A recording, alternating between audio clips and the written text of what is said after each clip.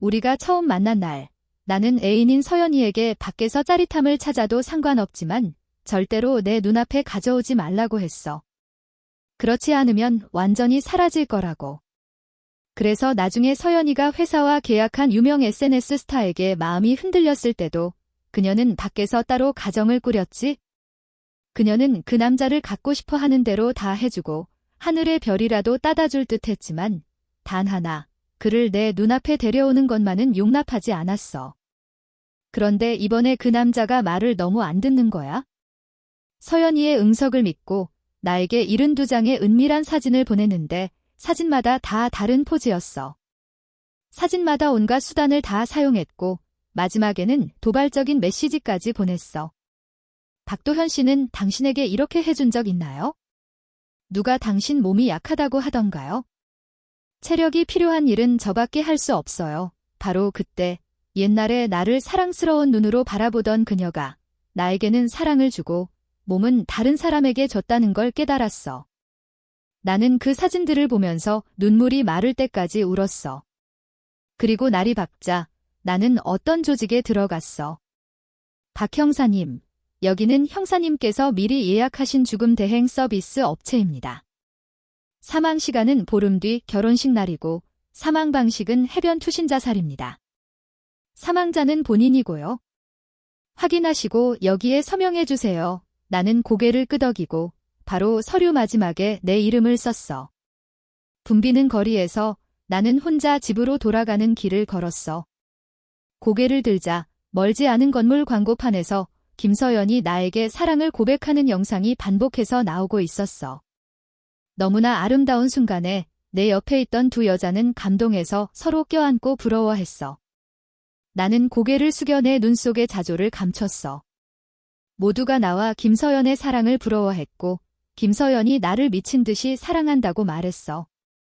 그래서 그 누구도 그런 여자가 나를 속이고 3년 동안 SNS 스타를 숨겨 키우고 있었다는 것을 상상할 수 없었지.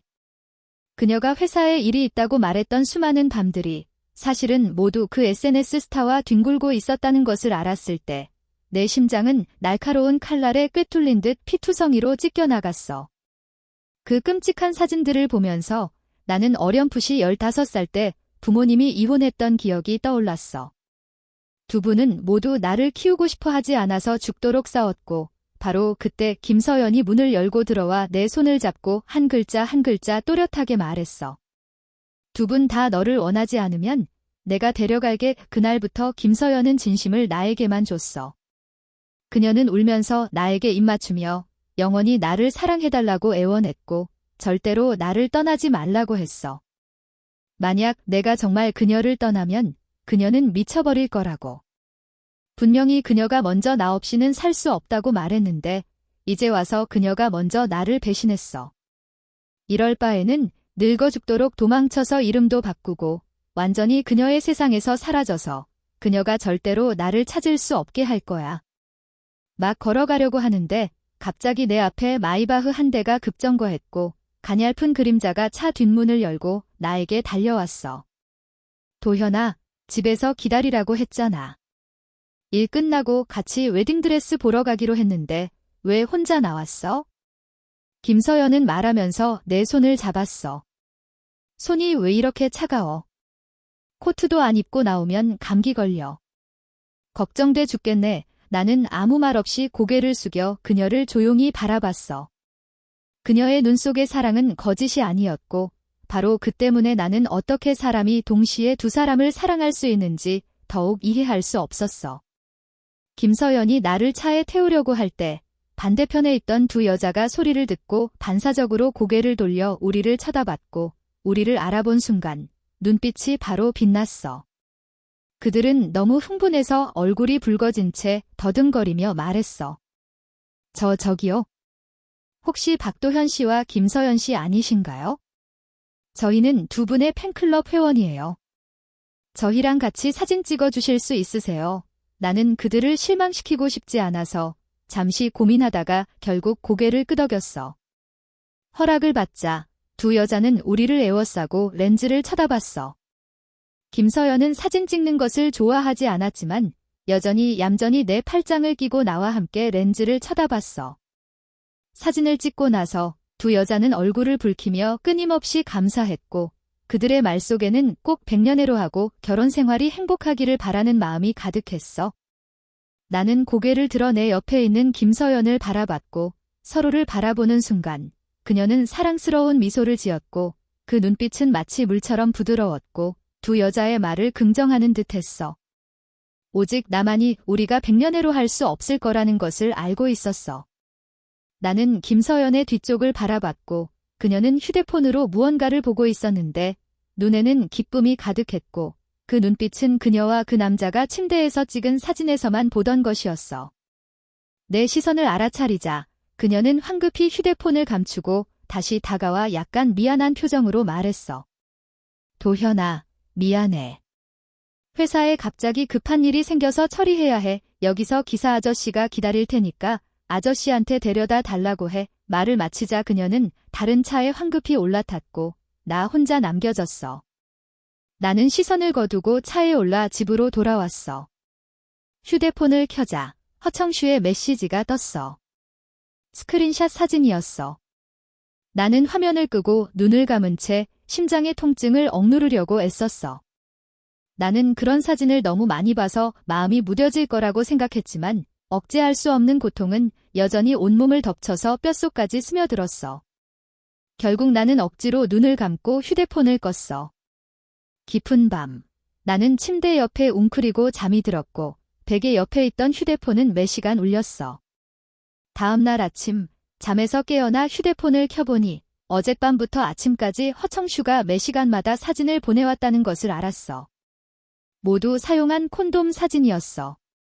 어젯밤, 나는 밤새도록 그녀를 사랑했고 그녀의 몸에 온갖 자세를 시도해서 그녀를 침대에서 내려오지 못하게 했어.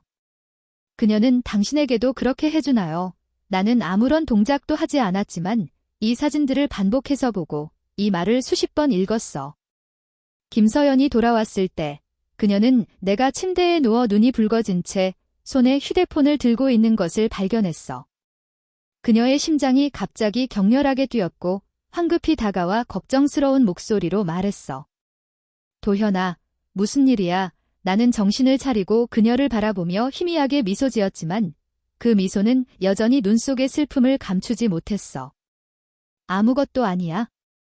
그냥 감동적인 사진을 봤어. 김서연은 내 얼굴을 어루만지며 다정하게 말했어. 도현아, 어제는 내가 잘못했어. 너를 혼자 거리에 놔둬서. 보상으로 경매에 데려갈게. 내가 원하는 건 뭐든지 다 사줄게. 나는 대답하지 않았지만 그녀는 내가 동의한 것으로 여기고 내 팔짱을 끼고 방에서 나갔고 직접 옷과 넥타이, 구두를 골라줬어. 경매장에서 나를 기쁘게 해주기 위해 경매 전반부 동안 김서연은 아낌없이 돈을 써서 모든 보물을 다 샀어. 나는 이 보물들에 전혀 관심이 없었지만 경매 후반부가 시작될 즈음 갑자기 큰 문이 열리고 파란색 코트를 입은 남자가 들어왔어. 바로 다음 순간 나는 내 옆에 있는 김서연의 몸이 굳어지는 것을 느꼈어. 나는 고개를 들어 허청슈의 잘생긴 얼굴이 내 눈앞에 나타난 것을 봤어. 그는 곧장 김서연 옆에 앉았고 이 광경을 본 사람들은 모두 숨을 죽이며 허청슈의 신분을 추측하기 시작했어. 저 SNS 스타, 배짱도 좋네. 감히 김서연 옆에 앉다니? 김서연이 화를 내서 그를 매장시키지 않을까? 조용히 해, 너 뭘 안다고 그래? 듣자 하니 그의 뒤에는 엄청난 거물이 있다고 해 막 시선을 거두려고 하는데 허청슈가 아무렇지도 않게 김서연의 손을 잡는 것을 봤어. 김서연의 손이 갑자기 굳어졌고 반사적으로 빼려고 했지만 허청슈는 웃으며 꽉 잡았어. 경매 후반부 내내 나는 정신이 없었고 경매가 끝나자 김서연은 조용히 손을 빼서 내 뺨에 가볍게 입을 맞추며 말했어. 착하게 여기서 기다려. 내가 저 시계 가져다 줄게. 나는 그렇게 그녀가 일어서서 떠나는 것을 바라봤고 곧이어 맞은편에 있던 허청슈도 일어서서 나를 의미심장하게 바라봤어. 모두가 떠나자 나는 그제야 손을 폈고 손톱이 살을 파고들어 피가 뚝뚝 떨어졌지만 아무런 고통도 느껴지지 않았어. 나는 일어서서 밖으로 나갔어. 꺼지지 않은 휴대폰 화면에는 이미 읽은 메시지가 떠 있었어. 지하 주차장 아마 손님들이 모두 떠났기 때문에 지하 주차장은 텅 비어 있었고 마이바흐 한 대만이 덩그러니 있었어. 누군가 가까이 다가가려고 하면 멀리 서 있던 젊은 운전사가 재치 있게 불러서 돌려보냈기 때문에 차가 살짝 흔들리는 것도 여자의 신음소리와 남자의 끙끙거리는 소리가 섞여서 들리는 것도 아무도 알아차리지 못했어. 나는 갑자기 힘이 빠져서 기둥에 기대어 눈앞의 광경을 뚫어지게 바라봤어. 차 뒷문이 활짝 열려 있었고 안에 있던 두 사람은 시루라기 하나 걸치지 않은 채 서로 엉겨붙어 있었어. 김서연의 다리가 남자의 탄탄한 허리에 감겨 있었어. 캄캄한 밤, 그만해. 더는 못 보겠어? 나는 몸을 돌려 그곳에서 허둥지둥 도망쳤어. 얼마나 뛰었는지 모르게 나는 결국 계단에 주저앉아 가슴을 억누르고 헐떡거렸어. 눈에서 눈물 한 방울이 뚝 떨어졌어. 경매장에서의 광경만으로도 충분히 고통스러웠다고 생각했는데 김서연과 허청슈가 차 안에서 벌이는 광경은 나를 더욱 숨막히게 했어. 김서연과 사귀고 나서 그녀는 무서울 정도로 순수했어. 그녀의 손을 잡으면 얼굴이 붉어졌고 그녀에게 입을 맞추면 몸이 떨렸어. 심지어 우리의 첫날 밤에도 나는 참고 또 참아서 그녀의 청혼을 받을 때까지 기다렸다가 그녀에게 손을 댔어. 하지만 오늘의 현실은 내 뺨을 세게 때렸어. 나는 절망적인 표정으로 얼굴을 가렸고 얼마나 시간이 흘렀는지 모르게 결국 무감각하게 일어서서 화장실로 향했어. 바로 그때 내 손에 들린 휴대폰이 울렸고 허청슈가 또 다른 사진을 보내왔어. 사랑을 나눈 후 차 뒷좌석은 엉망이었어. 차 한 구석에는 찢어진 스타킹이 쌓여 있었고 차 안에는 우리 둘의 향기가 섞여 있었어. 그리고 또 그녀가 나에게 주기로 약속했던 시계, 이제 그 사랑의 증표는 내 것이 됐어. 나는 더 이상 보지 않고 바로 휴대폰을 껐어. 화장실에서 마음을 추스르고 나오자 마침내 나를 찾아 돌아다니던 김서연과 마주쳤어. 그녀의 손은 역시 텅 비어 있었어. 바로 다음 순간 나는 그녀에게 안겼고 코에는 옅은 비릿한 냄새가 확 풍겼어. 나는 그녀를 밀어내려고 하는데 그녀의 애원하는 목소리가 들려왔어. 도현아, 그 시계는 약간 흠집이 있어서 너에게 어울리지 않아. 다음에 더 반짝이는 시계를 사줄게. 응, 나는 심호흡을 하고 조용히 말했어. 만약 내가 그 시계만 원하면 어떡할 건데? 김서연은 차가운 내 얼굴을 바라보며 가슴이 짓눌리는 듯 했고 황급히 나를 달래며 다정하게 속삭였어. 도현아, 그 시계는 정말 너에게 어울리지 않아. 내가 사람을 보내서 새 시계를 바로 사다 줄게. 응, 그 말을 듣자 나는 웃었어. 예전에는 내가 원하는 건 뭐든지 바로 주더니 이제 내가 원하는 걸 다른 남자 때문에 거절하네. 몸뿐만 아니라 마음도 더 이상 없는 것 같네. 내 모습을 보자 그녀의 마음도 아팠고 무언가를 더 말하려고 하는데 나는 그녀를 밀어내며 약간 지친 말투로 말했어. 됐어. 이제 싫어. 실망한 내 뒷모습을 바라보며 그녀는 반사적으로 쫓아가려고 했지만 갑자기 발걸음을 멈췄어. 나는 그녀의 시선을 따라갔고 허청슈가 우리 앞을 지나가는 것을 봤어. 그의 손목에는 그 시계가 차져 있었어. 그녀의 얼굴이 갑자기 창백해졌고 무언가를 말하려고 하는데 나는 마치 보지 못한 것처럼 허청슈의 어깨를 스치고 지나갔어. 내 모습이 완전히 사라지자 김서연은 허청슈의 손을 꽉 잡았어. 너 미쳤어. 내가 도현이 앞에서 나타나지 말라고 했잖아. 걔는 내 선이야. 허청슈는 질책을 받았지만 전혀 억울한 표정을 짓지 않고 가볍게 미소 지었어. 미안해. 걔는 못 봤잖아. 그렇지? 다음에는 안 그럴게. 이 말을 마치자 그는 고개를 숙여 김서연의 귓가에 속삭였어. 보상으로 오늘 밤에는 내가 보상해 줄게. 더 큰 선물이 있거든. 김서연은 잠시 침묵했고 그녀의 눈빛은 점점 어두워졌어. 그날 밤 김서연은 집에 돌아오지 않았어. 그저 회사에 급한 일이 생겨서 처리해야 한다는 말만 남겼어. 나는 그녀가 거짓말을 하고 있다는 것을 알았지만 추궁하지도 따지지도 않고 묵묵히 내 일을 처리했어. 김서연을 영원히 떠나기 위해 죽음 대행을 하기로 결심했으니 세상에서 내 모든 흔적을 지워야 했어. 그때가 되면 가짜 시체 외에는 그녀에게 아무런 추억도 남겨주지 않을 거야. 나는 3시간 동안 짐을 정리해서 모두 꺼내고 책장 맨 아래 칸에서 큰 상자를 꺼냈어. 그 안에는 김서연이 10년 동안 내게 준 생일 선물이 들어 있었어. 15살 때 그녀는 내게 첫 번째 연애 편지를 줬어. 서투른 글씨에는 그녀의 깊은 사랑이 담겨 있었어. 18살 때 그녀는 내 생애 첫 번째 한정판 운동화를 줬어. 남은 인생길을 나와 함께 걸어갈 거라고 말하면서. 20살 때 그녀는 다이아몬드 커프스 단추 한 쌍을 줬어. 나는 영원히 그녀의 손바닥 안에 작은 왕자라고 말하면서. 22살 때 그녀는 직접 디자인하고 제작한 결혼 반지를 줬어. 드디어 내가 합법적으로 결혼할 수 있는 나이가 됐다고 말하면서. 나는 조금의 미련도 없이 이 모든 선물들을 포장해서 인터넷에 올렸어. 모두 9.9위안, 한화 약 1,900원의 배송비 포함이야. 수억 원의 가치가 있지만 단돈 9.9위안에 팔아. 순식간에 내가 올린 선물들은 모두 팔렸어. 나는 사람을 불러 물건을 가져가게 한 후 방에 들어가 쉬려고 하는데 큰 문이 활짝 열리면서 김서연이 폭풍우를 몰고 허둥지둥 뛰어들어왔어. 떨리는 목소리로 내 손을 잡고 말했어. 도현아, 내가 나에게 준 선물들을 9.9위안에 다 팔아버린 게 무슨 뜻이야? 나는 고개를 들어 그녀를 바라봤어. 그녀는 무슨 일이 있었냐는 듯 정신없이 달려왔고 겉옷은 모두 젖어 있었지만 개의치 않고 얼굴에는 당황한 기색이 역력했어. 나는 조용히 물었어. 어떻게 알았어?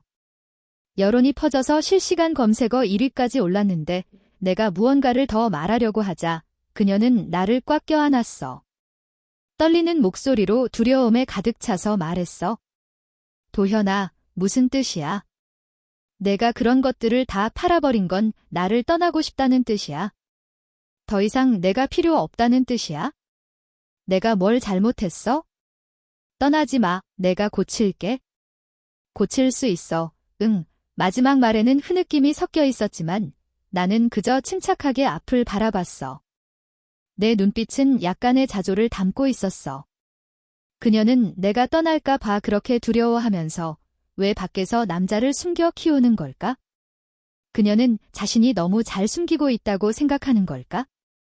아니면 내가 너무 멍청해서 알아차리지 못할 거라고 생각하는 걸까? 이제야 내가 떠나려고 한다는 것을 느끼고 당황해서 저렇게 된 거라면 결혼식장에서 내 시체를 봤을 때 그녀의 모습이 너무나 기대돼. 나는 천천히 그녀를 밀어내고 평온한 표정으로 말했어. 언니가 생각하는 그런 거 아니야? 그냥 더 이상 마음에 안 들어서 팔아버린 것뿐이야. 게다가 우리 곧 결혼하잖아. 괜히 내가 왜 언니를 떠나겠어? 언니가 나에게 잘못한 게 있어. 김서연은 원래 앞부분을 듣고 매달려 있던 마음이 놓여서 안도의 한숨을 쉬려고 했지만 뒷부분을 듣고는 어쩔 수 없이 얼굴빛이 약간 변했어. 그녀는 내 손을 꽉 잡고 끊임없이 속삭였어. 아니야. 내가 절대 너에게 잘못한 일은 없어. 내가 널 얼마나 사랑하는지 알잖아. 나는 입술을 비틀어 미소를 지었어. 잘못한 게 없다면 왜 그렇게 걱정해? 늦었으니 이제 쉬러 갈게. 말을 마치고 나는 몸을 돌려 떠났고 김서연은 심장이 쿵쾅거렸지만 여전히 스스로에게 말했어. 맞아. 우리는 곧 결혼할 거야. 곧 도현이는 내 사람이 될 거야. 더 이상 어떤 변수도 없을 거야. 내 잇따른 이상 행동 때문에 김서연은 마음속으로 항상 불안감을 느꼈고 심지어 밤새도록 내 곁에 있었어. 그러다가 날이 밝자 김서연의 휴대폰이 켜졌고 휴대폰을 켜는 순간 그녀의 눈에 있던 졸음은 바로 사라졌어. 그녀는 옆에 있던 남자를 바라보고 내게 입을 맞춘 후 조용히 침대에서 내려와 떠났어. 바로 다음 순간 나도 눈을 뜨고 휴대폰을 켰어. 방금 전에 죽음대행 업체에서 연락이 왔는데 병원 영안실에서 나와 아주 흡사한 시신을 찾았다고 하더군요. 세부사항은 처리했고 현장에 와서 개선할 점이 있는지 봐달라고 했습니다. 영안실에는 모양과 얼굴이 나와 너무나 똑같은 시신이 놓여 있었어요. 내가 여기 서 있지 않았다면 눈앞에 있는 시신이 바로 나라고 생각했을 거예요. 이제 김서연도 의심하지 않겠지? 이제 모든 준비가 끝났으니 때만 기다리면 돼. 직원과 간단하게 이야기를 나눈 후 1층으로 돌아가다가 산부인과 앞을 지나가게 됐는데 무심코 시선을 돌린 바로 그 순간 나는 그 자리에 굳어버렸습니다. 멀지 않은 곳에서 허청슈가 배가 약간 나온 김서연을 부축하며 산부인과 진료실에서 나오고 있었어요. 허청슈는 마치 보물이라도 다루듯 김서연을 조심스럽게 부축하고 있었고 얼굴에는 곧 아빠가 된다는 기쁨이 가득했습니다. 김서연이 임신한 아이는 허청슈의 아이였어요. 그들은 아이를 가졌어. 나는 어떻게 저택으로 돌아왔는지 기억나지 않아요? 저택은 칠흑같이 어두웠고 내 휴대폰 화면만이 희미하게 빛나고 있었죠. 휴대폰 화면이 꺼지기 직전 허청슈의 메시지가 떴어요. 임신 검사 결과와 인터넷 생방송 링크였죠. 그녀가 임신했어요. 딱 3개월 됐네요. 아이 엄마가 너무 기뻐하네요. 오늘 밤에는 아이 엄마와 함께 생방송을 켜서 이 기쁜 소식을 팬들과 함께 나눌 거예요. 형도 우리를 축하해준다면 우리 방송에 놀러와도 좋아요. 굳어버린 내 손가락이 꿈틀거렸고 차가운 기운이 손가락에서 심장으로 곧장 전해지는 듯 했습니다. 허청슈의 생방송방을 누르자 화면에는 배를 가린 임산부 드레스를 입은 김서연이 카메라 앞에 나타났고 얼굴에는 곧 엄마가 될 사람의 미소가 가득했습니다. 허청슈는 임신 검사 결과를 들고 곧 아빠가 된다는 기쁨을 팬들과 함께 나누고 있었죠. 댓글에는 온통 축복의 글들이 가득했습니다. 그때 갑자기 허청슈 옆에 작은 손 하나가 나타났어요. 그 손은 나에게 너무나 익숙했죠. 내가 그 손을 잡고 그 손에 입 맞추고 그녀에게 반지를 끼워줬던 손이었으니까요. 이제 그 손이 조심스럽게 자신의 배를 쓰다듬고 있었어요. 쉬지 않으면 뱃속의 아기도 쉬어야 해 착하지. 이제 자러 가자. 너무나 부드럽고 듣기 좋은 목소리에 시청자들은 일제히 감탄하며 허청슈에게 여자친구의 얼굴을 보여달라고 아우성이었죠. 수많은 시청자들이 여자친구의 얼굴을 보여달라고 하는 댓글 속에서 갑자기 이런 댓글이 나타났어요. 내가 잘못 들었나? 이 목소리, 어째서 김서연과 똑같지? 하지만 이 댓글은 순식간에 다른 댓글들에 묻혀버렸어요. 허청슈는 김서연의 손을 잡고 말했죠. 여러분의 여자친구는 얼굴을 보여주기 쑥스러워하네요.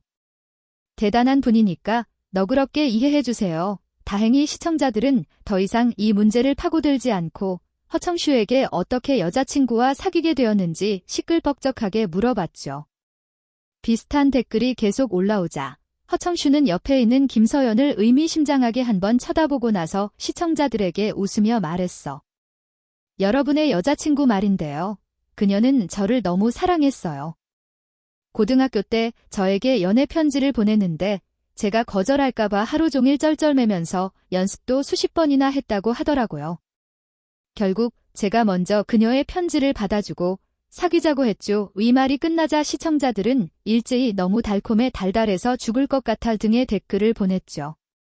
내 손에 쥔 휴대폰이 갑자기 꽉 쥐어졌고 가슴속에는 형언할 수 없는 씁쓸함이 밀려왔어요. 김서연은 도대체 허청슈를 얼마나 사랑하는 걸까? 그들의 과거 이야기를 모두 그에게 털어놓다니. 허청슈는 갑자기 방송을 끝내고 싶다고 말했고 신나게 듣고 있던 시청자들은 일제히 싫다고 했죠. 허청슈는 난처한 표정으로 옆을 한번 쳐다보고 손을 들며 어쩔 수 없다는 듯이 말했어. 제가 방송을 끝내고 싶어서 그러는 게 아니라 여러분의 여자친구가 저에게 칭얼거리면서 우리 부부만의 시간을 보내자고 하네요. 시청자들은 그 뜻을 알아듣고 일제히 환호성을 지르며 자신들도 함께하고 싶다고 했죠. 허청슈는 웃으며 손으로 입을 가리고 거절했어. 저는 애들을 가르칠 생각이 없거든요. 어떤 시청자가 아이디어를 내놓았어. 화면만 끄고 소리는 끄지 않아도 되잖아요. 허청슈가 무언가를 말하려는 순간 김서연이 손을 뻗어 화면을 껐고 이어서 놀란 비명소리가 터져나왔죠. 깍! 시청자들은 즉시 흥분해서 난리가 났어요. 내 손에 쥔 휴대폰이 떨리기 시작했지만 김서연과 허청슈의 다정하고 끈적한 목소리가 야른 화면을 뚫고 내 귓가에 전해졌고 날카로운 칼날이 되어 내 심장을 마구 찔러댔죠. 그리고 영상 속에서 두 사람의 목소리는 점점 더 커졌어요. 더는 못 먹겠어. 착하지. 먹을 수 없는 게 아니라 더 이상 볼 수 없었어. 나는 휴대폰을 껐고 캄캄한 천장을 바라봤어. 한참 후 굳어버린 내 손가락이 꿈틀거렸어. 이제 곧 떠날 거야. 며칠 후 김서연은 저택에 돌아오지 않았어. 어디에 있는지 허청슈의 메시지가 답을 알려줬죠. 그러다가 내 생일이 다가오자 김서연은 마침내 허둥지둥 돌아와서 나를 위해 성대한 생일 파티를 준비했어. 내가 양복을 입고 아래층으로 내려가자 김서연이 아래층에서 기다리고 있었고 그녀는 나를 올려다봤어. 그녀의 눈은 너무나 침착했고 심지어 지나치게 침착했어. 김서연은 내 모습을 보자 기대에 부풀었던 심장이 갑자기 격렬하게 뛰었어. 그녀의 기억 속에서 나는 항상 밝고 즐거운 모습이었는데 지금처럼 얼굴이 창백하고 멍한 눈빛을 하고 있지는 않았거든. 그녀는 반사적으로 나를 안으려고 했지만 나는 몸을 돌려 피했고 쉰 목소리로 말했어. 나 요즘 몸이 좀 안 좋아. 옮으면 안 좋으니까 건드리지 마. 말을 마치고 그녀의 허공에 뻗은 손은 쳐다보지도 않고 몸을 돌려 떠났어. 파티 내내 나는 마치 외부인처럼 김서연이 이전처럼 나에게 생일 축하를 해주고 깊은 사랑을 고백하는 모습을 바라봤어. 마지막 순서는 당연히 내 생일 선물이었지. 매년 그녀는 내 생일 선물을 정성껏 준비했고 선물 하나하나가 특별하고 유일했어. 이번에 준 시계는 유럽 왕실에서 가져온 것으로 값을 매길 수 없을 정도로 귀중했어. 시계를 꺼내자마자 파티에 참석한 모든 사람들이 놀라움을 금치 못하는 소리가 들렸지만 나는 눈을 내리깔고 비웃음을 감췄어. 김서연이 건네는 시계를 받지 않자 김서연은 내가 아파서 불편하다고만 생각하고 시계를 내 손목에 채워준 후 파티를 일찍 끝내고 나를 데리고 집에 가서 쉬려고 했어. 하지만 막차에 태우자 김서연의 휴대폰이 울렸고 그녀는 휴대폰을 흘끗 보고 미안한 표정으로 나에게 말했어. 여보, 잠깐 해야 할 일이 생겼어. 먼저 집에 가서 쉬고 있어? 일 끝나면 곧 돌아갈게. 응. 나는 따지지 않고 고개를 끄덕였고 허락을 받자 그녀는 몸을 돌려 떠났어. 그리고 그녀가 차에서 내리자마자 허청슈의 메시지가 제 시간에 맞춰 내 휴대폰으로 전송됐어. 그녀를 따라가 봐. 깜짝 놀랄 일이 기다리고 있을 거야. 나는 잠시 침묵하다가 결국 운전사에게 차를 돌리라고 했고 김서연의 차를 따라갔어. 곧 김서연의 차가 허청슈의 저택 앞에 멈추는 것을 봤고 차 문을 닫을 틈도 없이 허둥지둥 저택 안으로 들어갔죠. 내 손에 쥔 휴대폰이 꽉 쥐어졌고 나도 따라 차에서 내렸어. 너무 서둘렀기 때문인지 저택의 큰 문은 제대로 닫혀 있지 않았어. 나는 고개를 들어 안을 바라봤고 그 광경을 똑똑히 보자 그 자리에 굳어버렸습니다. 안에는 생일 파티가 벌어지고 있었고 파티에는 김서연과 허청슈뿐만 아니라 김서연의 모든 친구들과 심지어 그녀의 부모님까지 와 있었어. 이 씨는 나에게 어서 떠나라고 말했고 만약 내가 떠나지 않는다면 곧 벌어질 일을 감당할 수 없을 거라고 했어. 하지만 내 발은 마치 못 박힌 듯 움직일 수 없었고 나는 그 자리에 선 채 멍하니 김서연이 허청슈의 손목에 똑같은 시계를 채워주는 모습을 바라봤어. 옆에 있던 친구들은 매형, 차니까 너무 멋있네요라며 칭찬했어. 그러자 김서연은 차가운 눈빛으로 그들을 쏘아봤어. 함부로 부르지 마. 너희들의 매형은 단 한 명뿐이야. 이 친구들은 입에 지퍼를 채우는 신용을 했어. 임 여사님, 안심하세요. 저희끼리만 그렇게 부를 거예요. 도련님은 모르게 할 테니 걱정 마세요. 임 여사님께서 저희에게 그분을 소개하신 이후로 저희는 입을 꽉 다물고 있었거든요. 김서연의 어머니도 다가와 김서연, 가문의 가보인 옥패를 허청슈에게 줬어. 자네가 항상 뒤에 숨어 있었지만 우리 딸이 낳은 아이만 있다면 자네도 내 마음속의 서위나 마찬가지야. 나머지 말들은 더 이상 들을 수 없었어. 내 손에 쥐고 있던 손이 갑자기 힘없이 떨어졌고 나는 아무 말 없이 몸을 돌려 떠났어. 방금 전 그들의 대화를 통해 나는 그들이 허청슈의 존재를 나보다 훨씬 먼저 알고 있었다는 것을 분명히 알 수 있었어. 하지만 모두 김서연을 도와 나를 속이고 있었지? 온 세상에서 나만이 바보였어. 나는 그렇게 길에 쭈그리고 앉아 있었고 사람들은 바쁘게 지나갔지만 아무도 나에게 우산을 씌워주지 않았어. 이 억수 같은 비에 나는 심한 감기에 걸려 고열이 내리지 않았고 정신도 혼미했어. 저택 안에서 김서연은 화가 나서 으르렁거렸어. 벌써 사흘째 열이 내리지 않고 있잖아. 왜 열이 안 내리는 거야? 의사들은 모두 말을 더듬을 뿐 아무도 그 원인을 말하지 못했어. 방 안의 공기는 숨막힐 정도로 무거웠고 마침내 그녀는 얼굴을 찡그리며 손을 휘저어 모든 사람들을 내쫓고는 의자에 앉아 내 손을 잡고 눈가를 붉히며 말했어.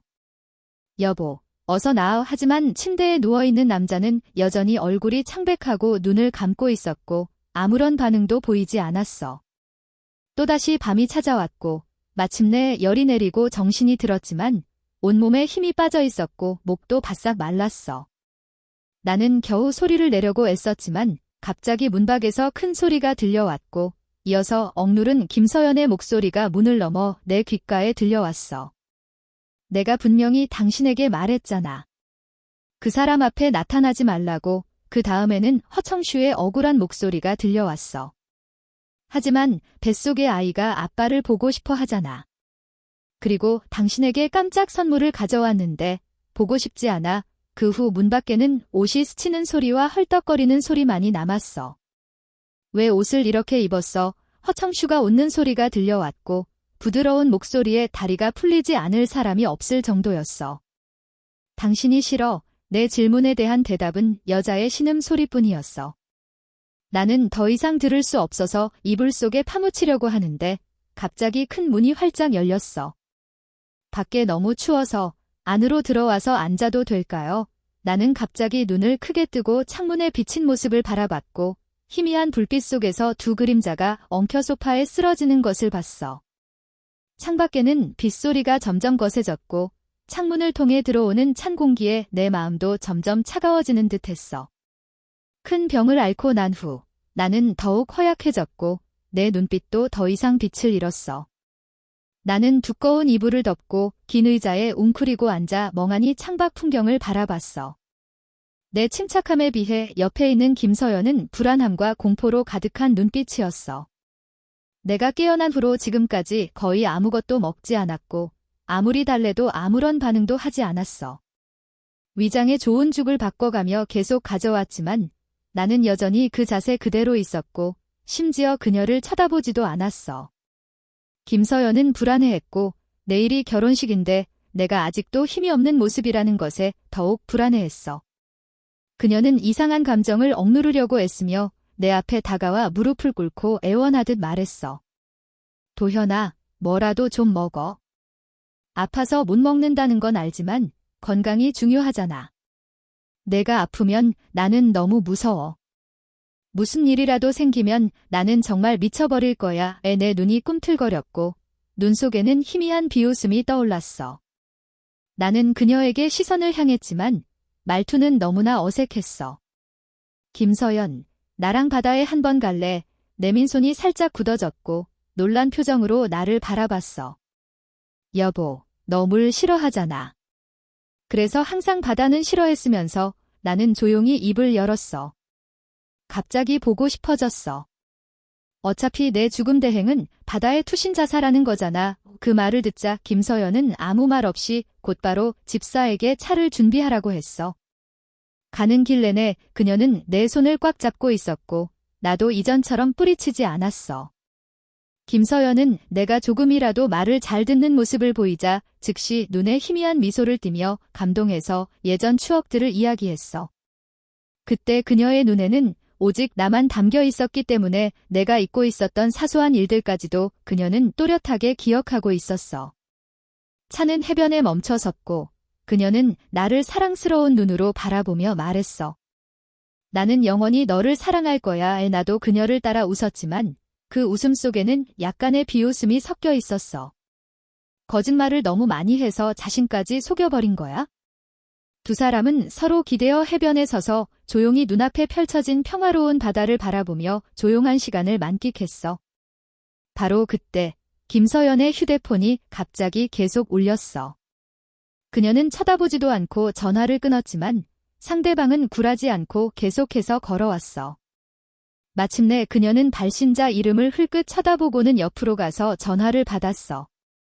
상대방이 뭐라고 말했는지 김서연의 얼굴색이 약간 변했고 동시에 나에게도 허청슈의 메시지가 왔어.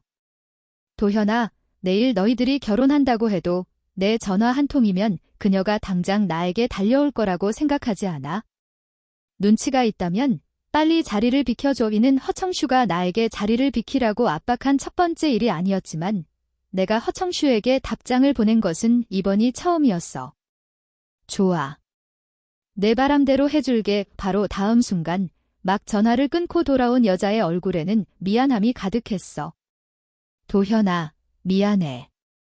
회사에 급한 일이 생겼어. 김서연, 내가 청혼에 성공한 날 너에게 뭐라고 말했는지 기억해? 갑작스러운 내 질문에 그녀의 심장이 덜컥 내려앉았어. 만약 언젠가 내 마음이 변하면 나에게 말해줘. 더 이상 너를 괴롭히지 않을게. 하지만 만약 나를 속이면 나는 영원히 너를 떠날 거야. 내 눈에는 미소가 떠올랐지만 그 미소는 눈에 닿지 않았어. 김서연은 갑자기 휴대폰을 꽉 쥐었고 잠시 침묵하다가 떨리는 목소리로 입을 열었어. 도현아, 내가 너를 얼마나 사랑하는데 어떻게 너를 속일 수 있겠어. 그 순간 내가 그녀에게 가지고 있던 마지막 애정마저 완전히 사라졌어. 나는 희미하게 웃으며 말했어. 언니는 회사에 일이 있다면서. 아직도 안 가고 뭐해. 김서연은 내 침착한 모습에 이유 모를 공포에 휩싸였고 갑자기 떠나기가 두려워졌어. 만약 떠나버리면 다시는 만날 수 없을까 봐. 하지만 방금 받았던 전화가 생각나서 쥐고 있던 휴대폰을 놓았어. 도현아, 여기에서 무슨 일이 일어나겠어? 게다가 내일은 우리 결혼식이잖아. 여기까지 생각한 그녀는 안도의 한숨을 내쉬었어. 도현아, 바다 구경했으면 이제 집에 가서 쉬어. 내일 결혼식에서 만나자. 말을 마치고 그녀는 몸을 돌려 차에 올라탔고 완전히 내 시야에서 사라졌어. 나는 그렇게 묵묵히 그녀의 뒷모습이 사라지는 것을 바라봤어. 막지도 붙잡지도 않았지? 10분 후 차 한 대가 해변에 멈춰섰고 한 남자가 내 앞에 다가왔어. 박 형사님, 국내에 있는 형사님의 모든 정보는 완전히 삭제되었습니다. 새 주민등록증, 새 휴대폰, 그리고 항공권도 준비되었습니다. 이제부터 세상 그 누구도 형사님을 찾을 수 없을 겁니다. 나는 눈을 내리깔고 모든 서류를 받아들고 내 휴대폰을 상대방에게 건넸어. 내일 가짜 시체를 직접 결혼식장으로 가져다주고 이 휴대폰은 신부에게 직접 전해줘. 나는 그녀에게 이 며칠 동안 허청슈가 나를 얼마나 도발했는지 알려주고 싶어.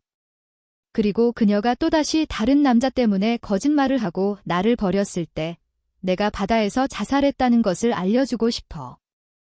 오늘이 우리가 만나는 마지막 날이라는 것을 남은 평생 동안 그녀는 괴로워하고 후회하면서 살아갈 거야. 이 순간 때문에 말이야. 모든 지시를 마친 후 나는 새로운 신분증을 들고 번호판이 없는 차를 타고 공항으로 향했어. 어두운 밤, 펑사에는 새로운 곳에서 눈부신 황금빛 아침 햇살을 맞이하며 여자는 끊임없이 울면서 애원했지만 그녀 위에 있는 남자는 조금도 힘을 풀지 않았어. 허청슈는 콧방귀를 뀌며 말했지. 이제 곧 결혼할 사람이잖아. 나에게 더 많이 보상해줘야지. 그녀는 차가운 눈빛으로 그에게 입을 맞추며 말했어. 나는 이미 말했잖아. 이름만 떼고는 당신에게 모든 것을 줄 수 있다고. 그리고 나는 곧 결혼하지만 여전히 당신과 아이를 사랑해. 그녀는 살짝 불러온 배를 부드럽게 쓰다듬었고 허청슈는 매혹적인 미소를 지으며 그녀의 허리를 꽉 껴안았어. 그럼 나를 정말 잘 사랑해줘야 해. 허청슈는 한 손으로 그녀의 손을 머리 위로 잡아 올리고는 더욱 힘을 냈고 남자의 신음소리와 여자의 흐느끼는 소리가 다시 한번 뒤섞였어. 결혼식 전날 밤, 김서연은 마침내 허청슈의 침대에서 나와 드레스룸 앞에 섰어. 웨딩드레스를 다듬으며 침대에 누워 자고 있는 남자를 바라보는 그녀의 눈빛은 부드러워졌고 허청슈의 입술에 입을 맞춘 후에야 조용히 방문을 닫았어. 유람선을 타고 가는 차 안에서 김서연은 밤새도록 꺼두었던 휴대폰을 켰어. 그녀는 수많은 나의 메시지와 전화가 와 있을 거라고 생각했고 심지어 변명까지 생각해 두었지만 휴대폰을 켜는 순간 그녀의 손이 갑자기 굳어버렸어. 화면에는 아무것도 뜨지 않았거든. 그녀는 다급하게 내 전화번호를 눌러 계속해서 전화를 걸었지만 전화는 계속 연결되지 않았어. 그녀의 마음은 이유 모를 불안감에 휩싸였지만 여전히 스스로를 위로했어. 나는 요즘 몸 상태가 좋지 않으니 지금쯤 쉬고 있겠지. 여기까지 생각한 그녀는 휴대폰을 무릎 위에 올려놓고 창밖의 바다를 바라봤어. 멀지 않은 해변에는 구급차와 경찰차가 여러 대 서 있었고 해안가에는 사람들이 무언가를 건져 올리는 듯 웅성거리고 있었어. 그녀의 심장이 덜컥 내려앉았고 반사적으로 시선을 돌렸어. 결혼식장에는 내가 가장 좋아하는 푸른 장미와 푸른 나비란으로 가득했고 유명 피아니스트가 내가 가장 좋아하는 피아노 곡을 연주하고 있었어. 무대 아래에서는 하객들과 기자들이 모두 큰 문을 바라보며 기다리고 있었지. 모든 것이 완벽했고 이제 신랑만 있으면 돼. 시계바늘은 계속 돌아갔지만 큰 문은 굳게 닫혀 있었고 문을 열고 들어오는 사람은 아무도 없었어. 무대 아래에 있던 하객들은 웅성거리기 시작했고 김서연의 마음은 점점 불안해졌어. 그녀의 손에는 식은땀이 흘렀지. 막 다시 나에게 전화를 걸려고 하는데 큰 문이 활짝 열리면서 하얀 그림자가 천천히 들어왔어. 반사적으로 마중 나가려던 그녀는 발걸음을 멈췄어. 들어온 사람은 신랑이 아니라 하얀 관이었거든. 관 앞에는 상복을 입은 몇몇 직원들이 서 있었어. 김서연은 그 자리에 굳은 채 관을 든 사람들이 그녀에게 다가오는 것을 멍하니 바라봤어. 그들이 관을 내려놓자 그녀는 마침내 정신을 차리고 분노에 찬 목소리로 소리쳤어. 너희들 누구야? 여기가 어딘 줄 알고. 당장 꺼져. 하지만 맨 앞에 서 있던 직원은 들은 척도 하지 않고 그녀 앞으로 다가와 고개를 숙였어. 임 여사님, 부디 슬픔을 누르십시오. 그녀는 더욱 분노에 차서 상대방의 멱살을 잡았어. 무슨 헛소리야. 꺼져. 그녀는 상대방을 밀어내고 관으로 향하려 했지만 관 안에 누워있는 사람의 얼굴을 똑똑히 본 순간 온몸에서 힘이 빠져나가는 듯했고 털썩 주저앉아 버렸어. 도현. 직원은 그녀에게 다가가 슬픔에 잠긴 목소리로 말했어. 박도현 씨는 심한 우울증으로 인해 사흘 전에 바다에 투신 자살하셨습니다. 오늘 아침에 경찰이 시신을 수습했습니다. 사망 확인서에 서명해 주십시오. 김서연은 아무것도 들리지 않았어. 그녀는 관 안에 있는 사람을 뚫어지게 바라봤어. 그 순간 그녀는 약간 혼란스러웠어. 그는 나의 도현이가 아니야?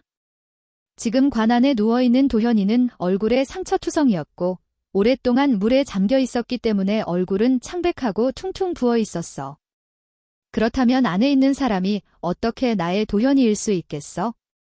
그녀는 떨리는 손으로 관 뚜껑을 밀어젖히며 시신을 똑똑히 보려고 애썼고 도현이가 아니라는 증거를 찾으려고 했어.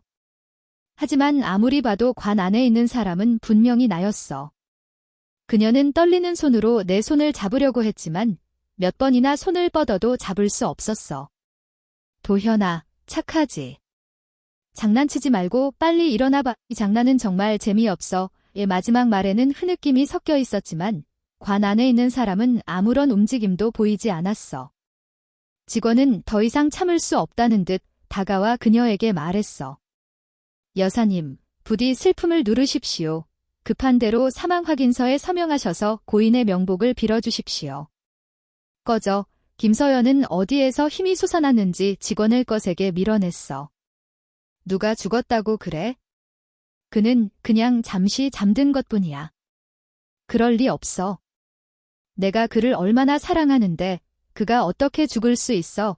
미쳐 날뛰는 그녀의 모습에 직원은 내 휴대폰을 그녀에게 건네줬어. 여사님, 이것은 저희가 현장에서 찾은 유일한 물건입니다. 부디 한번 보십시오. 김서연은 멍하니 휴대폰을 받아들고는 더럽고 끔찍한 사진과 글들이 눈에 들어오는 것을 막을 수 없었어. 화면에는 온통 그녀와 허청슈가 침대에 있는 사진과 영상이었어. 그녀의 얼굴이 갑자기 창백해졌어. 모두 알고 있었구나. 언제부터 알고 있었던 거야. 그녀는 미친 듯이 화면을 넘겼고 마침내 맨 위로 올라갔어. 시간은 한 달 전이었고 허청슈는 침대 사진과 함께 이런 메시지를 보내왔어. 내 약혼녀가 지금 내 침대에 있어. 그리고 마지막 메시지는 사흘 전에 허청슈가 나를 도발한 내용이었어. 박도현, 너희가 곧 결혼한다고 해도 내 전화 한 통이면 그녀가 당장 나에게 달려올 거라고 생각하지 않아? 눈치가 있다면 빨리 자리를 비켜줘. 이는 허청슈가 나에게 자리를 비키라고 압박한 첫 번째 일이 아니었지만 내가 허청슈에게 답장을 보낸 것은 이번이 처음이었어. 좋아. 내 바람대로 해줄게. 몇 글자 안 되는 짧은 글이 맑은 하늘에 벼락이 치는 듯했고 그녀는 현기증을 느꼈어. 그녀는 가슴을 움켜쥐고 헐떡거렸어. 더 이상 참을 수 없었던 그녀는 울부짖었고 그녀의 고통이 온 세상을 뒤덮는 듯했어. 그녀의 무너져 내리는 모습을 보며 직원은 안타까운 마음을 억누르고 내 우울증 진단서를 그녀에게 건네줬어. 여사님, 진단서에 따르면 박 형사님께서 우울증을 앓기 시작한 시점부터 자살할 때까지의 기간은 단 한 달밖에 되지 않았습니다. 조금만 일찍 개입했더라면. 뒷말은 하지 않았지만 김서연도 그 뜻을 알아들었어. 그녀는 두꺼운 우울증 진단서를 넘겨봤고 내가 발병한 모든 시점이 꼼꼼하게 기록되어 있었어. 내가 처음 발병한 날, 그녀는 손목에 수많은 상처를 냈지만 그녀는 허청슈를 달래고 있었고 내가 자살 시도를 해서 병원으로 옮겨진 날, 그녀는 허청슈의 임신 소식을 축하하고 있었고 심지어 생방송까지 켜서 그와 함께 뒹굴고 있었어. 내가 바다에 투신 자살한 날, 그녀는 허청슈에게 결혼을 해도 나는 여전히 당신과 아이를 사랑해라며 사랑을 속삭이고 있었지. 내가 우울증 때문에 자살 시도를 할 때마다 그녀는 다른 남자 곁에 있었고 그녀는 나의 이상을 전혀 눈치채지 못했어. 그녀는 무언가를 알아차렸을지도 모르지만 그녀의 마음은 이미 다른 남자에게 빼앗겨 버린 후였어. 김서연은 우울증 진단서를 꽉 쥐었고 그녀의 손가락은 떨릴 정도로 힘이 들어갔어. 그녀의 눈물이 차가운 대리석 바닥에 뚝뚝 떨어졌고 그녀는 두 손으로 얼굴을 가린 채 흐느껴 울었어. 세기의 결혼식은 결국 세기의 장례식이 되어버렸어.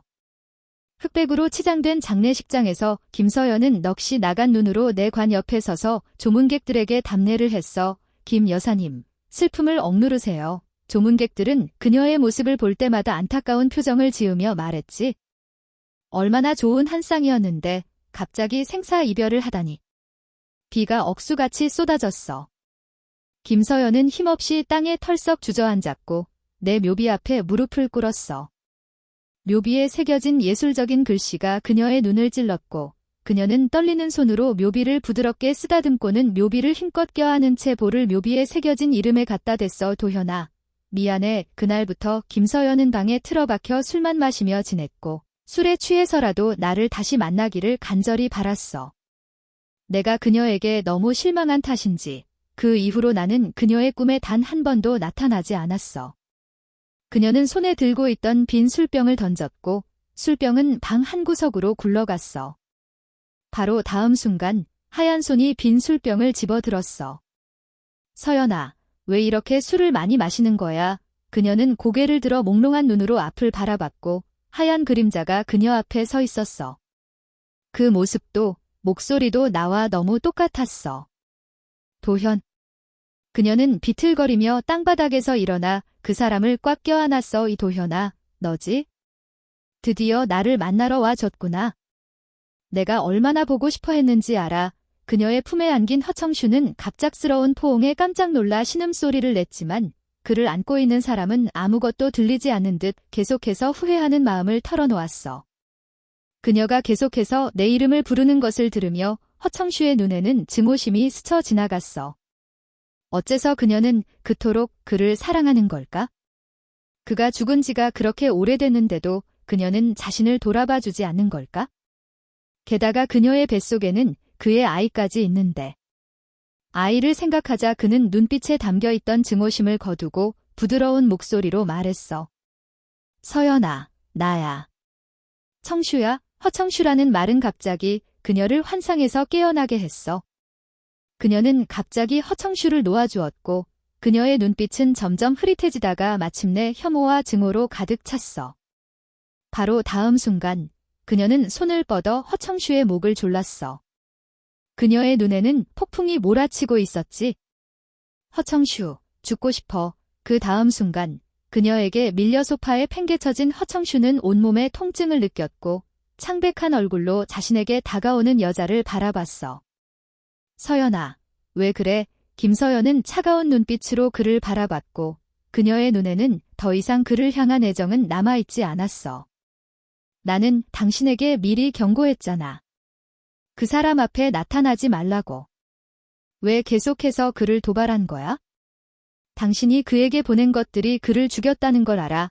허청슈는 멍하니 있었지만 곧 힘겹게 몸을 일으켜 그녀 옆에 무릎을 꿇고 눈물을 글썽이며 말했어.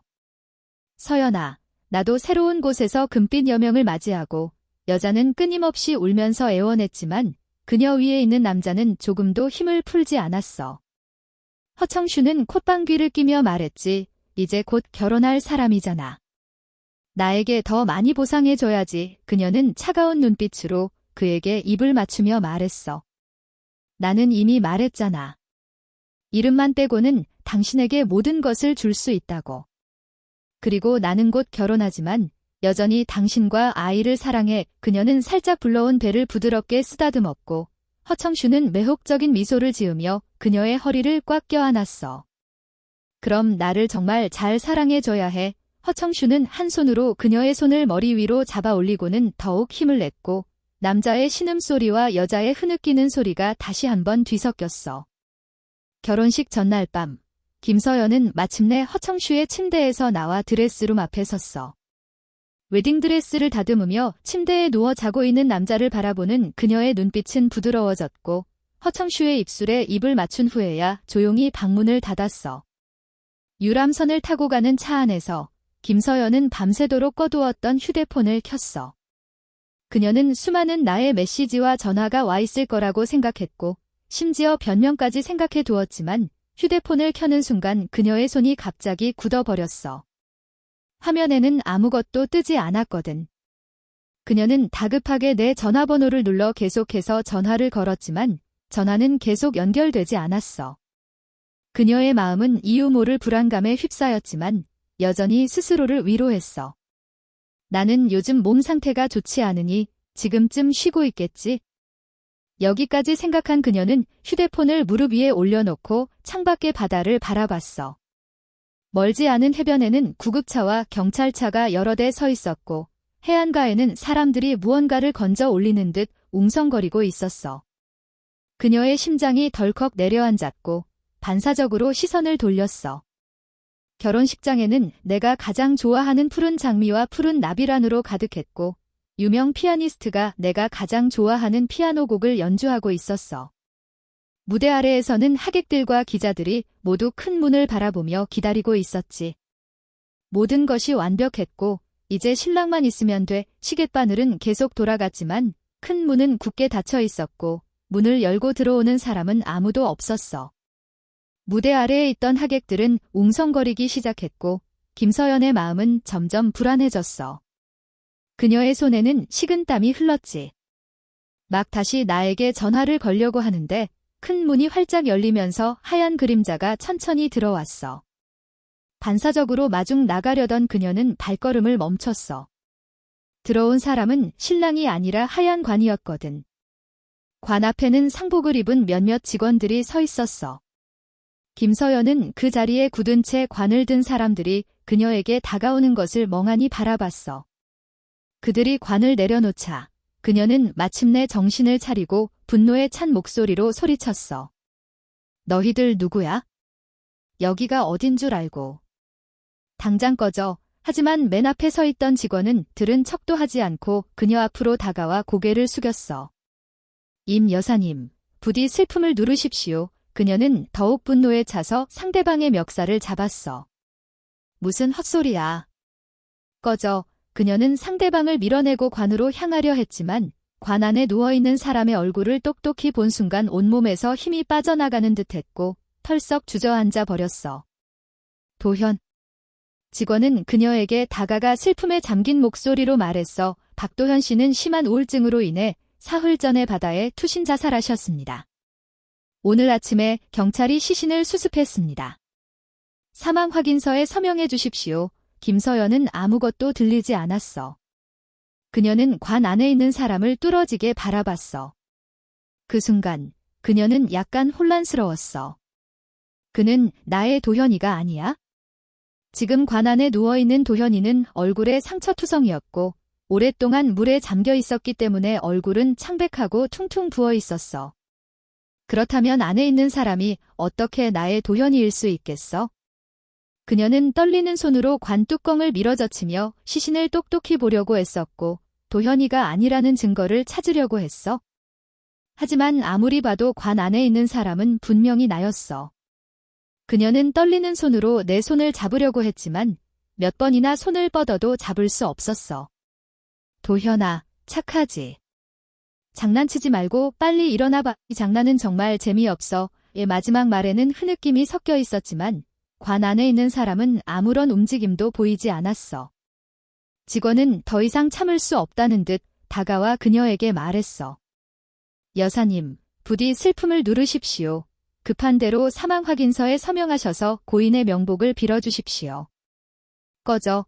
김서연은 어디에서 힘이 솟아났는지 직원을 거세게 밀어냈어. 누가 죽었다고 그래? 그는 그냥 잠시 잠든 것뿐이야. 그럴 리 없어.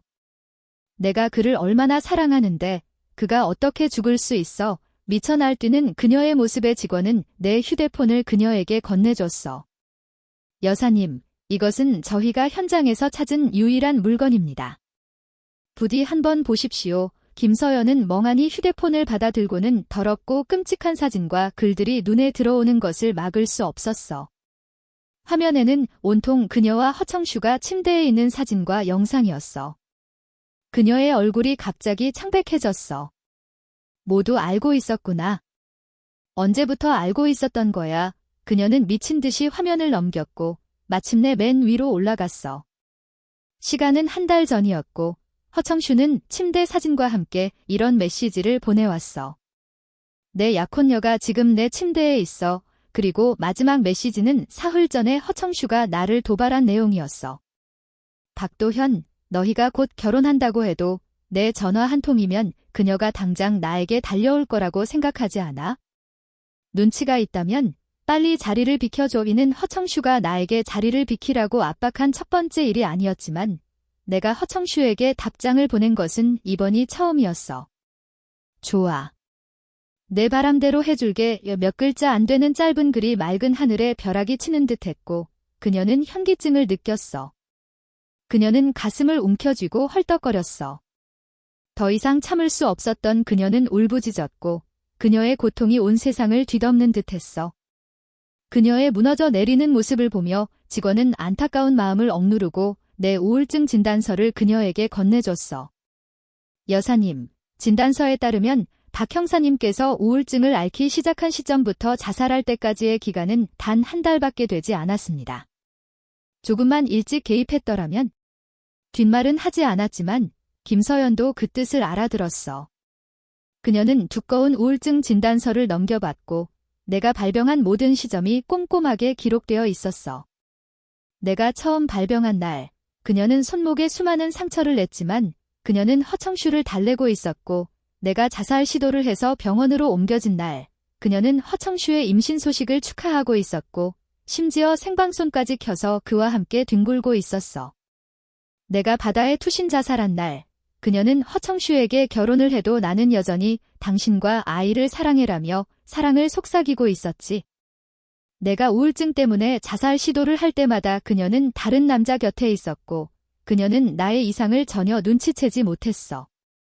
그녀는 무언가를 알아차렸을지도 모르지만 그녀의 마음은 이미 다른 남자에게 빼앗겨 버린 후였어. 김서연은 우울증 진단서를 꽉 쥐었고 그녀의 손가락은 떨릴 정도로 힘이 들어갔어. 그녀의 눈물이 차가운 대리석 바닥에 뚝뚝 떨어졌고 그녀는 두 손으로 얼굴을 가린 채 흐느껴 울었어. 세기의 결혼식은 결국 세기의 장례식이 되어버렸어. 흑백으로 치장된 장례식장에서 김서연은 넋이 나간 눈으로 내 관 옆에 서서 조문객들에게 답례를 했어. 김 여사님, 슬픔을 억누르세요. 만약 경호원들이 재빨리 막지 못했다면 그의 얼굴은 끔찍하게 변했을 거야. 자신이 사랑하는 사람의 얼굴이 흉하게 변할 뻔했다는 사실에 분노한 김서연은 즉시 허청슈의 멱살을 잡았어. 그러자 어디에서 나타났는지 허청슈의 열성 팬들이 김서연에게 달려들어 난투극이 벌어졌고 몸싸움 끝에 두 사람은 함께 계단에서 굴러떨어져 정신을 잃었지. 그 후 그 대타는 무서움에 질려 돈을 챙겨 도망쳤고 그 소식을 들은 임 여사는 분노로 쓰러질 뻔했대. 손이 발발 떨리며 곧 울 것 같은 표정으로 전화를 끄는 순애는 간신히 웃음을 참으며 몇 모금의 차를 마신 뒤 무심하게 말했어. 임씨 집안은 또다시 뉴스에 오르겠네요. 허청슈와 김서연이 싸우는 동안 많은 환자들이 그 광경을 목격했고 심지어 생방송을 하는 사람도 있었다. 린칭쇠는 피곤한 듯 이마를 문지르며 말했어. 제가 임씨 집안의 사장이 된 후 김서연과 허청슈는 3일에 한 번씩 문제를 일으키고 있어요. 그들이 깨어나면 집으로 돌려보내려고요. 의린 여사는 처음에는 듣고 소란을 피웠지만 린칭쇠가 경제적인 지원을 끊겠다고 협박하자 조용히 입을 다물었어. 김서연의 가족이 이사간 후 그들이 어떻게 소란을 피우든 나에게는 상관없는 일이 되었지. 그때 나는 김서연 가족이 더 이상 임씨 집안과 아무런 관계가 없다는 것을 발표할 거야. 순애는 더 이상 묻지 않고 관련 뉴스만 나에게 보내줬어. 그녀는 다시 뉴질랜드로 돌아갈 준비를 하기 시작했어. 오랫동안 떨어져 있어서 내가 조금 보고 싶었던 것 같아. 3개월 후 박욱백은 순애를 다시 만났고 두 사람은 서로 껴안고 말없이 바라봤어. 한참 후 나는 고개를 숙여 그녀를 바라봤고 오래간만이라며 인사를 건넸어. 그녀는 입꼬리를 올리며 나를 다시 꽉 껴안으며 말했어. 오랜만이야. 이 두 사람은 그렇게 손을 잡고 공항에서 나갔지? 하지만 그들 뒤에서 휴대폰을 들고 있던 한 여자가 갑자기 눈을 크게 떴다는 사실을 알아차리지 못했어. 임샤오라는 김서연의 이복 여동생으로 두 사람이 떠나는 뒷모습을 바라보며 손목을 움켜쥐었어. 그녀가 본 것은 무엇이었을까? 그녀는 박도현이 살아있다는 것을 본 거야? 하지만 그녀는 분명히 내가 바다에 투신 자살했다는 것을 기억하고 있었고 심지어 화장하는 모습까지 직접 봤는데 어떻게 죽은 사람이 살아 돌아올 수 있지? 처음부터 죽은 적이 없었던 게 아니면? 린샤오라는 내가 오래전부터 자신을 속여왔다는 사실을 깨달았어. 그때는 그저 닮은 사람이라고만 생각하고 아무 생각 없이 지나쳤지만 내가 아름다운 여자와 이야기를 나누고 서로 껴안는 모습을 보자 나에 대한 의심이 들기 시작했어. 그녀는 고개를 숙여 몰래 찍은 영상을 계속해서 돌려보며 꼼꼼하게 관찰했고 마침내 떨리는 손으로 영상을 린칭쇠에게 보냈어. 린칭쇠에게 보낸 이유는 김서연이 또다시 충격을 받아 쓰러질까 봐 걱정했기 때문이었어. 그녀는 나의 현재 상황에 대해서는 묻지 않고 무관심한 표정으로 말했어. 김서연이 죽기를 바란다면 영상을 그녀에게 보내 딤샤오라는 입술을 깨물며 얼굴을 망설임으로 가득 채웠어. 그래도 동생인데. 동생이 나 때문에 또다시 미쳐 날뛰는 모습을 보고 싶지 않았지만 동생이 계속해서 환상에 빠져 고통스러워하는 모습도 보고 싶지 않았어. 결국 그녀는 김서연에게 영상을 보내고 몸을 돌려 떠났어. 차 뒷좌석에서 나는 순애이 국내에서 있었던 재미있는 이야기들을 들으며 즐거워했고 가끔씩 몇 마디씩 끼어들었어. 막 응접실에 들어서자 순애의 휴대폰이 갑자기 울렸고 그녀는 통화 버튼을 눌렀어. 상대방의 말을 듣고 난 후 그녀의 얼굴색이 갑자기 어두워졌고 고개를 돌려 나를 쳐다봤어. 나는 영문을 몰라 어리둥절해하자 순애는 전화를 끊고 나에게 다가와 나를 꽉 껴안으며 떨리는 목소리로 말했어. 욱배가 그녀가 내가 살아있다는 것을 알았대. 흑순앤이 자세하게 말하지 않았지만 나는 그게 누구인지 알고 있었어. 내 심장이 덜컥 내려앉았고 나는 그녀를 바라보며 말했어. 그래서 순애는 내 허리를 껴안으며 말했어. 하지만 걱정하지 마. 그녀는 여기 올 수 없어. 린칭쇠는 그녀가 더 이상 문제를 일으키지 못하도록 병원에 감금했고 지금은 다리까지 부러져서 멀리 갈 수도 없어. 순애는 미소를 지었지만 그녀의 눈에는 차가운 기운이 스쳐 지나갔어. 내가 공항에 너를 마중 나갔을 때 우연히 그녀의 언니에게 찍힌 모양이야. 린칭쇠가 여러 번 경고했음에도 불구하고 그녀는 영상을 김서연에게 보냈어. 이순애는 더 이상 말하지 않고 나를 안심시키듯 등을 토닥였어. 그녀는 그 여자가 나를 찾지 못하도록 모든 것을 알아서 처리할 거라고 말했지. 나는 눈을 내리깔았어. 김서연에게 해야 할 말은 이미 자살했던 날 다 끝났어. 그녀를 다시 만나고 싶지도 않았고 그녀의 변명을 듣고 싶지도 않았어. 외도는 외도일 뿐이고 변명은 필요 없어. 두 사람은 그렇게 소파에 앉아 서로를 껴안았어. 한쪽에서는 평화로움이 감돌고 있었지만 국내에 있는 한 병원에서는 큰 소동이 벌어지고 있었어. 김서연은 이제 막 나은 다리로 경호원들의 제지를 뿌리치고 뉴질랜드에 있는 나를 찾아가려고 안간힘을 썼어. 내가 죽은 후 그녀는 마음속으로 나의 죽음을 인정할 수 없었어. 그녀는 내가 죽는 모습을 직접 봤고 심지어 나의 유골을 바다에 뿌리기까지 했지만 그녀의 마음속에는 내가 살아있다는 강렬한 믿음이 자리 잡고 있었지. 그녀는 스스로를 속이기 위해 매일 술에 취해 지냈고 결국 나와 80%나 닮은 사람을 찾아서 그 사람의 얼굴을 이용해 자신을 속이려 했어. 그러다가 린샤오란이 영상을 보내주자 그녀의 죽어있던 심장이 다시 뛰기 시작했고 환상에서 깨어났어. 그녀는 내가 어떻게 죽음을 속이고 도망쳤는지, 어떻게 뉴질랜드까지 갔는지 알지 못했어. 그녀는 내가 아직 살아있다는 것만을 알았어. 미친 듯한 기쁨이 그녀의 가슴을 가득 채웠고 그녀는 갓 나은 다리를 이끌고 병실에서 뛰쳐나가 나를 찾아가려고 했어. 그녀는 나에게 여전히 나를 사랑하고 있다고 말하고 싶었고 나를 잊은 적이 없다고 말하고 싶었고 나와 다시 결혼하고 싶었어. 하지만 경호원들은 굳건한 벽처럼 그녀를 막아섰고 그녀가 아무리 날뛰어도 꼼짝도 하지 않았지. 그때 복도 끝에서 키가 큰 그림자가 급하게 다가왔고 경호원들은 린칭쇠가 오자 김서연에 대한 제재를 풀었어. 그러자 린칭쇠는 몸을 돌려 그녀의 뺨을 힘껏 내리쳤어. 정신 나갔어? 내가 괴로움과 환상에서 벗어나라고 살아있다는 소식을 전해준 거지. 그를 찾아가라고 한 게 아니야. 내가 무슨 짓을 했는지 생각해봐야 내가 무슨 낯짝으로 그를 찾아갈 수 있어? 내가 했던 짓을 생각하면 그가 널 용서해줄 거라고 생각해? 그가 정말로 널 용서할 마음이 있었다면 죽음을 속이는 대신 솔직하게 말했을 거야. 김서연, 너는 더 이상 잃을 얼굴도 없어. 린칭쇠는 계속해서 그녀의 뺨을 내리쳤고 린칭쇠의 눈은 혐오감으로 가득 차 있었어. 린칭쇠는 한편으로는 김서연을 혐오했고 한편으로는 주식 가격이 바닥을 쳤을 때 술만 마시고 아무것도 신경 쓰지 않았어. 그녀는 막 회복되었기 때문에 린칭쇠에게 저항할 힘이 전혀 없었고 땅바닥에 쓰러져 고통스러워하며 신음소리를 냈어. 린칭쇠는 그녀를 더 이상 쳐다보지도 않고 경호원들에게 지시를 내린 후 몸을 돌려 떠났어.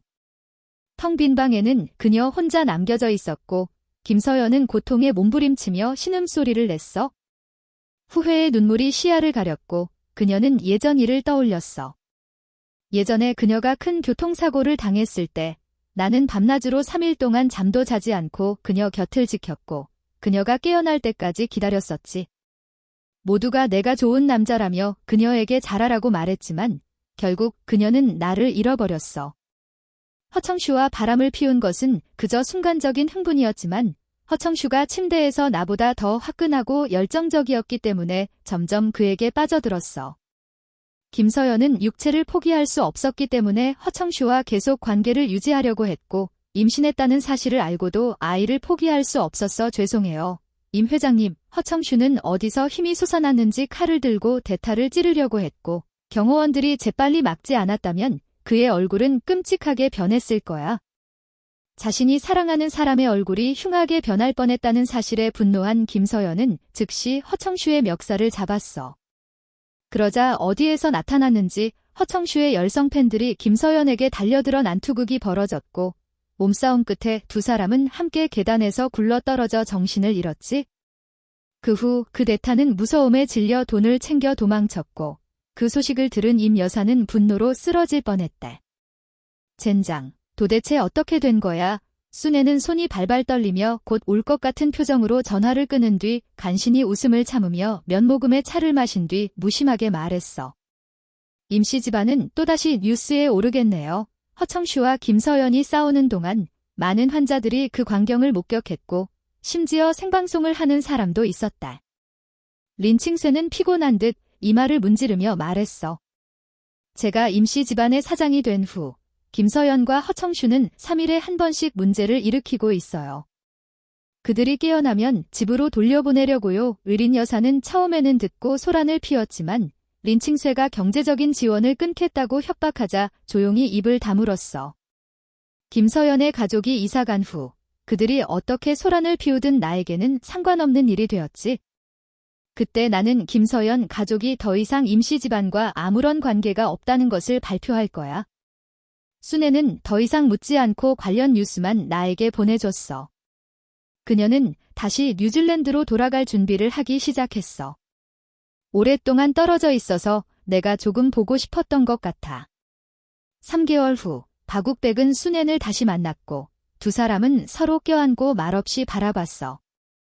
한참 후 나는 고개를 숙여 그녀를 바라봤고 오래간만이라며 인사를 건넸어. 그녀는 입꼬리를 올리며 나를 다시 꽉 껴안으며 말했어. 오랜만이야. 이 두 사람은 그렇게 손을 잡고 공항에서 나갔지? 하지만 그들 뒤에서 휴대폰을 들고 있던 한 여자가 갑자기 눈을 크게 떴다는 사실을 알아차리지 못했어. 임샤오라는 김서연의 이복 여동생으로 두 사람이 떠나는 뒷모습을 바라보며 손목을 움켜쥐었어. 그녀가 본 것은 무엇이었을까? 그녀는 박도현이 살아있다는 것을 본 거야? 하지만 그녀는 분명히 내가 바다에 투신 자살했다는 것을 기억하고 있었고 심지어 화장하는 모습까지 직접 봤는데 어떻게 죽은 사람이 살아 돌아올 수 있지? 처음부터 죽은 적이 없었던 게 아니면? 린샤오라는 내가 오래전부터 자신을 속여왔다는 사실을 깨달았어. 그때는 그저 닮은 사람이라고만 생각하고 아무 생각 없이 지나쳤지만 내가 아름다운 여자와 이야기를 나누고 서로 껴안는 모습을 보자 나에 대한 의심이 들기 시작했어. 그녀는 고개를 숙여 몰래 찍은 영상을 계속해서 돌려보며 꼼꼼하게 관찰했고 마침내 떨리는 손으로 영상을 린칭쇠에게 보냈어. 린칭쇠에게 보낸 이유는 김서연이 또다시 충격을 받아 쓰러질까 봐 걱정했기 때문이었어. 그녀는 나의 현재 상황에 대해서는 묻지 않고 무관심한 표정으로 말했어. 김서연이 죽기를 바란다면 영상을 그녀에게 보내 딤샤오라는 입술을 깨물며 얼굴을 망설임으로 가득 채웠어. 그래도 동생인데. 동생이 나 때문에 또다시 미쳐 날뛰는 모습을 보고 싶지 않았지만 동생이 계속해서 환상에 빠져 고통스러워하는 모습도 보고 싶지 않았어. 결국 그녀는 김서연에게 영상을 보내고 몸을 돌려 떠났어. 차 뒷좌석에서 나는 순애이 국내에서 있었던 재미있는 이야기들을 들으며 즐거워했고 가끔씩 몇 마디씩 끼어들었어. 막 응접실에 들어서자 순애의 휴대폰이 갑자기 울렸고 그녀는 통화 버튼을 눌렀어. 상대방의 말을 듣고 난 후 그녀의 얼굴색이 갑자기 어두워졌고 고개를 돌려 나를 쳐다봤어. 나는 영문을 몰라 어리둥절해하자 순애는 전화를 끊고 나에게 다가와 나를 꽉 껴안으며 떨리는 목소리로 말했어. 욱배가 그녀가 내가 살아있다는 것을 알았대. 순애이 자세하게 말하지 않았지만 나는 그게 누구인지 알고 있었어. 내 심장이 덜컥 내려앉았고 나는 그녀를 바라보며 말했어. 그래서 순애는 내 허리를 껴안으며 말했어. 하지만 걱정하지 마. 그녀는 여기 올 수 없어. 린칭쇠는 그녀가 더 이상 문제를 일으키지 못하도록 병원에 감금했고 지금은 다리까지 부러져서 멀리 갈 수도 없어. 순애는 미소를 지었지만 그녀의 눈에는 차가운 기운이 스쳐 지나갔어. 내가 공항에 너를 마중 나갔을 때 우연히 그녀의 언니에게 찍힌 모양이야. 린칭쇠가 여러 번 경고했음에도 불구하고 그녀는 영상을 김서연에게 보냈어. 이순애는 더 이상 말하지 않고 나를 안심시키듯 등을 토닥였어. 그녀는 그 여자가 나를 찾지 못하도록 모든 것을 알아서 처리할 거라고 말했지. 나는 눈을 내리깔았어. 김서연에게 해야 할 말은 이미 자살했던 날 다 끝났어. 그녀를 다시 만나고 싶지도 않았고 그녀의 변명을 듣고 싶지도 않았어. 외도는 외도일 뿐이고 변명은 필요 없어. 두 사람은 그렇게 소파에 앉아 서로를 껴안았어. 한쪽에서는 평화로움이 감돌고 있었지만 국내에 있는 한 병원에서는 큰 소동이 벌어지고 있었어. 김서연은 이제 막 나은 다리로 경호원들의 제지를 뿌리치고 뉴질랜드에 있는 나를 찾아가려고 안간힘을 썼어. 내가 죽은 후 그녀는 마음속으로 나의 죽음을 인정할 수 없었어. 그녀는 내가 죽는 모습을 직접 봤고 심지어 나의 유골을 바다에 뿌리기까지 했지만 그녀의 마음속에는 내가 살아있다는 강렬한 믿음이 자리 잡고 있었지. 그녀는 스스로를 속이기 위해 매일 술에 취해 지냈고 결국 나와 80%나 닮은 사람을 찾아서 그 사람의 얼굴을 이용해 자신을 속이려 했어. 그러다가 린샤오란이 영상을 보내주자 그녀의 죽어있던 심장이 다시 뛰기 시작했고 환상에서 깨어났어. 그녀는 내가 어떻게 죽음을 속이고 도망쳤는지, 어떻게 뉴질랜드까지 갔는지 알지 못했어. 그녀는 내가 아직 살아있다는 것만을 알았어. 미친 듯한 기쁨이 그녀의 가슴을 가득 채웠고 그녀는 갓 나은 다리를 이끌고 병실에서 뛰쳐나가 나를 찾아가려고 했어. 그녀는 나에게 여전히 나를 사랑하고 있다고 말하고 싶었고 나를 잊은 적이 없다고 말하고 싶었고 나와 다시 결혼하고 싶었어. 하지만 경호원들은 굳건한 벽처럼 그녀를 막아섰고 그녀가 아무리 날뛰어도 꼼짝도 하지 않았지. 그때 복도 끝에서 키가 큰 그림자가 급하게 다가왔고 경호원들은 린칭쇠가 오자 김서연에 대한 제재를 풀었어. 그러자 린칭쇠는 몸을 돌려 그녀의 뺨을 힘껏 내리쳤어. 정신 나갔어? 내가 괴로움과 환상에서 벗어나라고 살아있다는 소식을 전해준 거지. 그를 찾아가라고 한 게 아니야. 내가 무슨 짓을 했는지 생각해봐야 내가 무슨 낯짝으로 그를 찾아갈 수 있어? 내가 했던 짓을 생각하면 그가 널 용서해줄 거라고 생각해? 그가 정말로 널 용서할 마음이 있었다면 죽음을 속이는 대신 솔직하게 말했을 거야. 김서연, 너는 더 이상 잃을 얼굴도 없어. 린칭쇠는 계속해서 그녀의 뺨을 내리쳤고 린칭쇠의 눈은 혐오감으로 가득 차 있었어. 린칭쇠는 한편으로는 김서연을 혐오했고 한편으로는 주식 가격이 바닥을 쳤을 때 술만 마시고 아무것도 신경 쓰지 않았어. 그녀는 막 회복되었기 때문에 린칭쇠에게 저항할 힘이 전혀 없었고 땅바닥에 쓰러져 고통스러워하며 신음소리를 냈어. 린칭쇠는 그녀를 더 이상 쳐다보지도 않고 경호원들에게 지시를 내린 후 몸을 돌려 떠났어. 텅 빈 방에는 그녀 혼자 남겨져 있었고 김서연은 고통에 몸부림치며 신음소리를 냈어. 후회의 눈물이 시야를 가렸고 그녀는 예전 일을 떠올렸어. 예전에 그녀가 큰 교통사고를 당했을 때 나는 밤낮으로 3일 동안 잠도 자지 않고 그녀 곁을 지켰고 그녀가 깨어날 때까지 기다렸었지. 모두가 내가 좋은 남자라며 그녀에게 잘하라고 말했지만 결국 그녀는 나를 잃어버렸어. 허청슈와 바람을 피운 것은 그저 순간적인 흥분이었지만 허청슈가 침대에서 나보다 더 화끈하고 열정적이었기 때문에 점점 그에게 빠져들었어. 김서연은 육체를 포기할 수 없었기 때문에 허청슈와 계속 관계를 유지하려고 했고 임신했다는 사실을 알고도 아이를 포기할 수 없었어. 어쩌면 그때부터 그녀는 이미 돌이킬 수 없는 길을 걷고 있었는지도 몰라. 지금 그녀는 내가 그동안 겪어왔던 일들을 몸소 겪으며 비로소 나의 절망을 깨달았어. 그 어떤 관대한 사람이라도 자신이 사랑하는 사람이 다른 사람과 은밀한 관계를 맺는 것을 보고 가만히 있을 수는 없어. 도현. 그녀는 입을 벌리고 간신히 애원했어. 제발, 그를 만나게 해줘.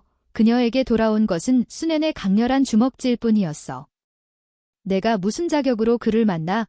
비를 너무 오래 맞아 온몸이 굳어버린 그녀는 반격할 기회조차 잡지 못하고 비참하게 비틀거리며 뒷걸음질 쳤어. 순애는 집사에게서 받은 수건으로 더러운 손을 닦아낸 뒤 그 수건을 김서연의 발치에 던져버리고 임씨 집안에 전화를 걸었어. 순애는 그녀를 쳐다보지도 않고 몸을 돌려 저택 안으로 들어갔고 저택 문은 다시 한번 김서연 앞에서 굳게 닫혔지.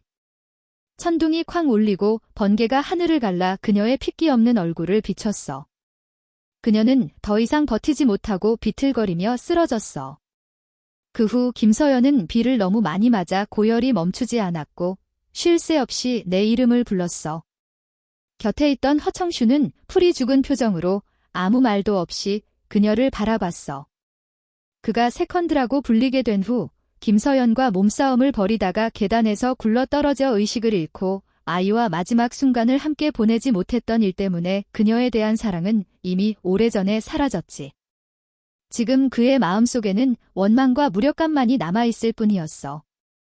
비참한 현재 그의 모습은 모두 그녀 때문이었지만 그는 또한 그녀에게 응석을 받아주며 이전부터 자립할 수 있는 능력을 잃어버렸다는 사실을 너무나 잘 알고 있었어. 그녀가 없다면 그는 정말 살아갈 수 없을 거야. 아무도 악명 높은 그를 고용하고 싶어 하지 않을 것이고 그가 지금 할 수 있는 유일한 일은 그녀에게 매달리는 것뿐이었어. 여기까지 생각한 허청슈는 손을 움직여 옆에 있는 호출기를 눌렀고 곧 의사들이 달려와 김서연에게 응급치료를 실시했어.